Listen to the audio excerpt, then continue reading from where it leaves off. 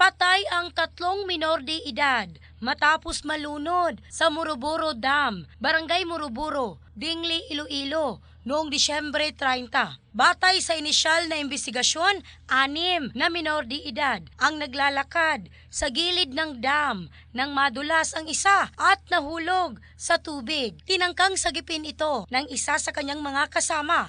Ngunit dahil sa malakas na agos, lumala ang sitwasyon. Ilan sa mga kasamahan ang tumalon sa tubig upang iligtas ang mga kaibigan. Agad namang isinagawa ang search, rescue at retrieval operations. Na-rescue ang 3 at 2 sa kanila ay dinala sa Iloilo Provincial Hospital para sa agarang lunas. Na-recover ang mga labi ni na Angelo, 11 anyos at Jarel, 13 anyos, hapon at gabi ng Disyembre 30. Habang umaga ng Disyembre 31 naman, na-recover ang katawan ni Jimmy, 13 anyos. Nagpahayag ng pakikiramay ang lokal na pamahalaan at mga otoridad sa pamilya ng mga biktima. In the heart of changing lives, ako si Michelle Craste ng Brigada News Philippines, the Music and News Authority.